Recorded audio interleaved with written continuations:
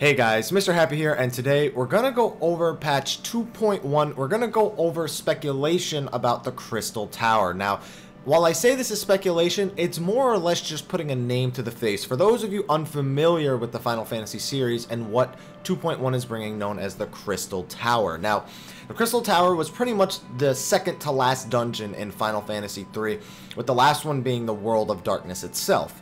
So, in the Crystal Tower that we're going to have in 2.1, we've already seen a lot of concept arts and that we're going to have a lot of familiar faces from Final Fantasy III. Although they are most likely not the exact same characters, they are no doubt inspired by the enemies from Final Fantasy III. Some of them will likely even share their names. So, the goal of this video, we're going to go over these bosses, we're going to see what mechanics they had in Final Fantasy III, and see if we can sort of apply them to what kind of fight we can imagine they will be in patch 2.1. Keep in mind that not all of these bosses will be present in 2.1. The Crystal Tower isn't going to be entirely released in 2.1. It is going to constantly be expanding over the course of the 2.0 expansion pack, A Realm Reborn, until 3.0 most likely. It'll meet its end sometime around then. So, without further ado, let's go down the list. Now, I'm not going to list these in any particular order, but I am going to list them in order that I've set forth, just the way I have it sort of organized and things like that. So the first boss we're going to go over is the Ahriman. Now, I know that in Final Fantasy XIV and in a lot of other Final Fantasies, Ahrimans aren't bosses. They're just common enemies. Occasionally, there might be a specific type of Ahriman that is a boss, but in Final Fantasy III, the boss itself was simply called Ahriman. I can imagine they might rename him for Final Fantasy XIV, just because it's just such a basic name. It's such a commonly accepted term for a wide variety of enemies. I mean, that's why we have Ahriman rings in the game currently. Wings, my bad. So I'm assuming he'll get some sort of rename. It wouldn't surprise me to see him renamed Angramenu. He was a boss in Final Fantasy XI, but he was also a boss in Final Fantasy X too, and he looked nothing like an Ahriman. But Angramenu in Final Fantasy XI was in fact an Ahriman, so I wouldn't be surprised to see him rename that. A lot of these boss fights, and especially the Ahriman to start off with, are actually quite simple. The Ahriman in Final Fantasy III had simply a few attacks. He had physical attacks that he would do, and he attacked twice per turn. He also casted Meteor, Quake, Firaga, Blizzaga, Thundaga, and Curaja. Curaja being sort of the next tier of cure spells. The AJA denotation at the end is like the final and most powerful form of magic when it comes to the basic upgrades for magic. So, will we see Meteor and Quake? I wouldn't be surprised to see Quake, although it seems kind of ironic that he's a flying monster casting Quake. I'm pretty sure he would be immune to the effects of it, but we'll see what actually happens with this. I know they're going to throw more of a curveball in here, just based on what Ahrimans are actually capable of in Final Fantasy XIV. Many different kinds of Ahrimans. So we can be sure that while he'll probably have some of these attributes, he'll definitely cast some powerful spells. It wouldn't surprise me to see them sort of take away his double attack feature and make his physical attacks more potent in a certain way. Give him sort of a cleave attack like most other bosses have. It just seems to be a common thing. An ability that bursts the tanks, a cleave, and an auto attack are just all things that I'm expecting from all the bosses in this dungeon. The next boss we're going to talk about is actually Cerberus. Now, those of you who played Final Fantasy XI are no doubt familiar with Cerberus, and if you've played pretty much any game that, well, uses the term Cerberus, you'd be familiar with it. So Cerberus, few common traits that all Cerberuses usually have is that they can attack 3 times per turn. It wouldn't surprise me to see them simply give the Cerberus the Triumvirate ability that is used by the Hydra in Halatali. Triumvirate is a triple hitting move, although Triumvirate can be split between targets in front of the boss, so while that might be an intended mechanic here with the Cerberus, I'd imagine we'll see a little bit more involvement with the triple attack sort of feature of the Cerberus. His auto attacks also inflict poison, which I would imagine they are actually going to leave in, and it's actually something that can make healing with Asunas a little bit more annoying. It depends on how powerful the poison is, but considering there's 24 people, I can imagine it'll be pretty potent. He also casts powerful magic like the Ahriman did, Firaga, Blizzaga, Thundaga. He does all those things, so again, not really much variety here, although I wouldn't be surprised to see him have also a tail swipe move since we are in this game. The common cleave move, just as we were saying. Just some common things that I believe we'll see. He also seems to like breathe darkness, so I'd expect him to even have a breath attack on top of all of this, but we'll see what they end up doing with him. Now, the next one is very weird. Amon and Hein are both bosses from Final Fantasy III. They both have a very similar sort of palette, I guess you should say, with Amon just being a simply different color than Hein. However, Amon was the higher of the two bosses, so because he's going to be... It's most likely Amon that's in the Crystal Tower, although it seems that his color scheme more closely relates to Hein's. It's kind of weird. I only see the difference in shades with my color blindness, but there isn't really much to say here either. There is some interesting things they could do. Both these bosses had pretty similar fights, so both of them could attack twice in a row. So I don't know if we'll see those kind of mechanics with the basic bosses like Hein. They might just, instead of making him attack twice in a row, just give him the cleave like they do most other bosses. One interesting thing is he was able to change resistances. Now, elemental resistances aren't a big thing in Final Fantasy XIV, so if they are going to leave this move called Barrier Shift in the game, I'd imagine he's going to shift between physical and magical, and that using magic attacks on him might cause some sort of debilitating effect. I don't know, but they're definitely going to, I have a feeling they're definitely going to leave Barrier Shift in. I think they could definitely do some interesting things with it, swapping between physical and magical damage that he's actually able to take. He also casts some spells like Sleep and Poison and Confuse. It would be pretty interesting to see Confuse in the game if it would just... I don't know what kind of effect it would have. Maybe that would be Final Fantasy XIV's version of Charm, where he takes control of an enemy, and when you're confused, you actually begin attacking allies. I think that would make for an interesting mechanic in the Crystal Tower, especially if he casts Confuse on multiple people. It could make crowd controlling them very, very important. And he also casts Blizzara, which, you know, isn't a big deal. Blizzara or Blizzaga with Hein, and then Amon would cast Firaga, Blizzaga, Thundaga. He also casts Protect, so I wouldn't be surprised to see him sort of buffing himself during the fight and things like that, and you're forced to use things like one Ilm Punch from your monk in order to dispel them, in order to properly deal damage to him. So, looking forward to seeing that, because one Ilm Punch could definitely use some PvE uses on top of its PvP uses. Next, we have the Iron Giant. Now, the Iron Giant was actually a super boss in Final Fantasy III. And I have no way of confirming that this is even the Iron Giant that we're talking about. The picture that you actually see here in the bottom right is the one I believe is the Iron Giant. I just can't figure out anyone else he could possibly be from Final Fantasy III, unless he's either A, completely original, or B, the only other person that even begins to resemble him is Goldor. But I'm going to assume that he's the super boss, the Iron Giant. It makes sense. That sword that he's wielding is very Iron Giant reminiscent. So Iron Giant actually didn't have a lot of moves despite being a super boss. His most important aspect is that he could attack 4 times in a row. And I'm going to assume they're going to give him some sort of ability. That was like his big staple, that he could do 4 different moves in a row before you got a single turn. So it wouldn't surprise me to see him just be doing that. So he attacks 4 times per turn, and his auto attacks also inflict status ailments, you know, Petrify, Poison, Silence, Stuns, things like that. We could see it pretty much do anything with those auto attacks. He also eventually replaces his auto attacks with a move called Swipe, which pretty much deals a ton of damage to everybody in the party. So I wouldn't be surprised to just see them implement Swipe as a form of, I don't know, just his regular conal AoE. It wouldn't surprise me to just see it as a much harder hitting conal AoE, very similar to Mountain Buster, actually. And he also casts Meteor occasionally. Again, don't know how they're going to do this.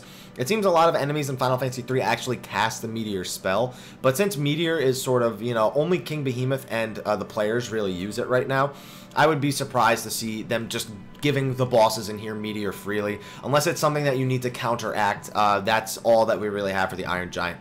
I'm assuming they're going to give him way more than that defensive boost. The status ailments are going to play a big role, but that's all we have now based on Final Fantasy III.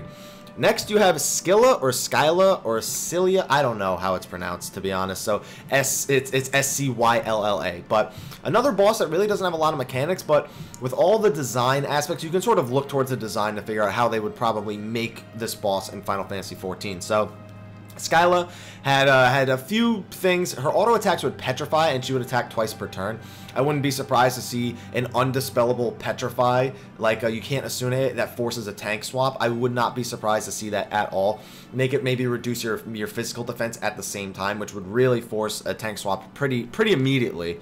Also, she casts powerful spells like Holy Flare, Thundaga, and Kiraja. So Holy, we actually haven't seen any bosses cast that yet. I wouldn't be surprised to see a room-wide Holy that stuns the entire raid, and then you just have to deal with it, so you have to make sure you're properly prepared for it before the Holy actually even goes out. So I would expect that. Flare, she might just place around the arena and you have to avoid it. That's how regular enemies in places such as Castrum use Flare. They just place it on the ground and then it does an AoE. I wish we could place Flare on the ground. That would be amazing. And then Thundaga and Kiraja, maybe cast some Cure spells, maybe some Thunder spells, but we don't know. It could be maybe a room-wide dot that does, it's a Thunder spell. It could be anything, really. But those are all we really have for Scylla. She has a lot of different design aspects that can mean she does different things, but it could also just be that she could just be physically designed that way. Next we have Xande. Xande is actually one of the final bosses in the Crystal Tower itself, and in fact he is the final boss before you go to the World of Darkness. So Xande has a few different things. He's got 2 attacks per turn, but that's been pretty standard up until now. He casts spells like Haste and Protect, which I can imagine Haste, again, and Protect being things that you definitely want the spells on, so things like Monk's doing 1 Ill Punch, definitely giving you a reason to bring Monk and actually use that ability in PvE. He also casts spells like, you know, Blizzaga, Fireaga, Thundaga, pretty standard in old Final Fantasy games that most enemies have the high tier magic on top of their individual attacks.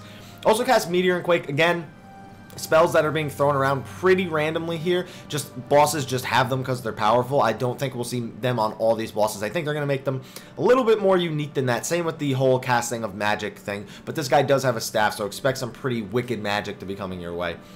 Also, he can scan for elemental weaknesses, which is actually really important. And imagine that in Final Fantasy XIV, not only will he be able to scan those, and because you don't really have elemental weaknesses that much, that he'll actually open up elemental weakness, magic defense down debuffs on characters. It wouldn't surprise me at all, and it would really go in with his the Libra spell that he casts to scan that. Another important thing is in the Crystal Tower, Xande has a lot of, I think a total of 4 clones that spawn around the Crystal Tower that give you items, so I wouldn't be surprised to see him summoning clones of himself that off-tanks have to deal with and tank and you have to kill, or maybe just hold them for a certain amount of time until they disappear. I wouldn't be surprised to see his clones playing a role in this fight at all. If not, they can play a role in the Crystal Tower itself while you're progressing up. That's actually sort of how it works. The clones themselves in the Crystal Tower, in Final Fantasy III, they're not part of the Xande fight at all. So we can expect to maybe see them just laid throughout the Crystal Tower, protecting certain treasure chests and maybe some certain loot pieces and things like that. But we'll see how it all plays out. And the final boss, this is expected to be the final Crystal Tower boss of the 2.0 to 3.0 sort of story arc. And it's the Cloud of Darkness. Cloud of Darkness, final boss in Final Fantasy III. She's wicked, and she actually has some attacks that would be pretty dangerous. Now, she, again, gets to attack twice per turn. Nothing too special there. Her physical attacks, though, do occasionally ignore defense in Final Fantasy III. They took that away in the later versions of the game, but in the original Final Fantasy III, they did ignore defense occasionally, so it could mean that you could see some really crippling blows hitting your tanks when Cloud of Darkness actually melees them.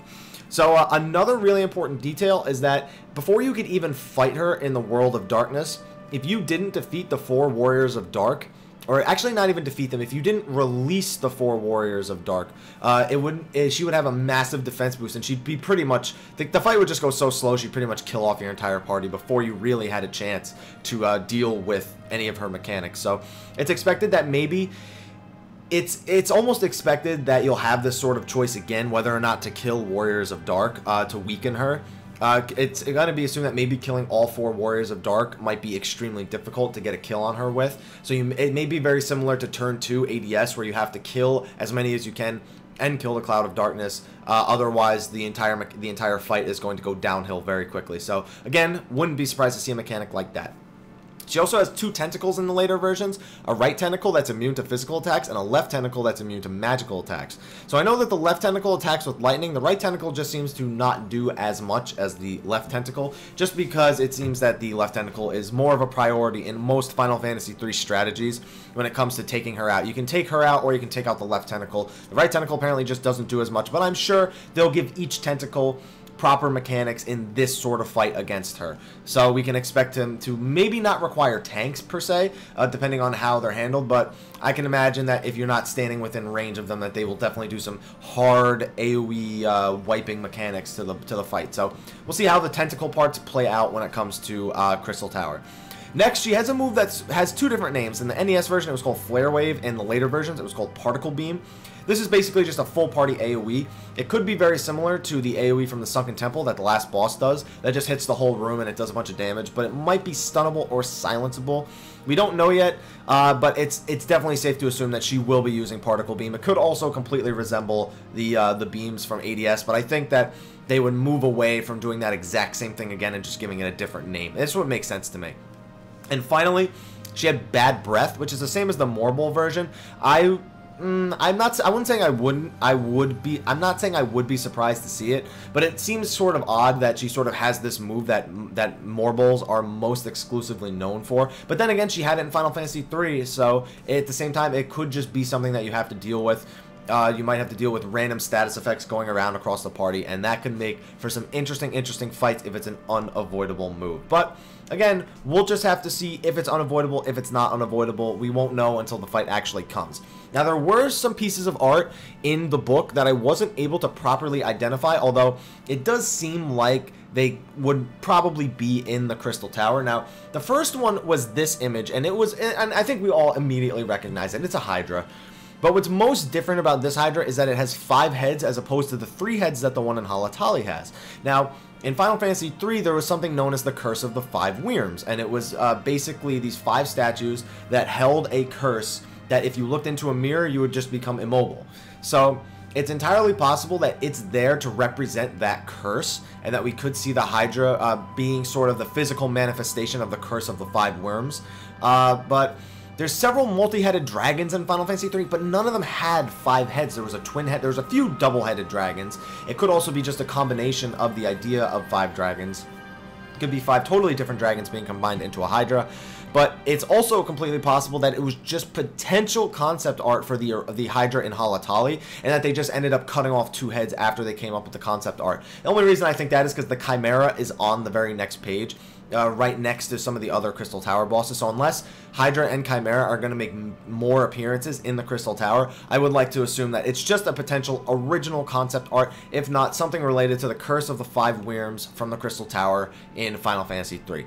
And the other boss was this ghost-looking boss in on one of the pages. The only potential boss I could have lined this up with in Final Fantasy III was Doga, but Doga would always come with a partner. This would be a fight that has 2 bosses pretty much. So it would really surprise me to see Doga without Une. So it could also just be a completely original creature. So it's really hard to say with these 2 bosses, but there's a lot of art mixed in on these pages that doesn't really look like it's gonna fit into the Crystal Tower. One of them is Gilgamesh. Gilgamesh's art was indeed in the book, as well as Fenrir from Final Fantasy XI. He was one of the summons that you could get in the game, and he could be in there for a potential future release as a hidden primal. They may also just include Fenrir in the Crystal Tower, just to give him a sort of purpose, although I know some Final Fantasy XI fans would be disappointed to find out that Fenrir himself is not an Elder Primal or anything along those lines. But he wasn't in the part of the book that showed Elder Primals. He was in the part of the book that was showing off regular bosses, Crystal Tower bosses, Relic Quest bosses, so we'll see what they end up doing with him. But anyway, guys, what do you think about Crystal Tower? What do you think about these bosses, some of the mechanics that we might see involving these bosses, maybe combining with some of the things we know that they like to do in Final Fantasy XIV? Leave them in the comments below. Feel free to discuss them. Hopefully you enjoyed this video. If you did, please like, favorite, subscribe, and share for more Final Fantasy XIV information, speculation, videos like this that sort of go up, beyond of what we're expecting, trying to figure it out ahead of time. Why wait? Why not have fun with it now? I know most of us are.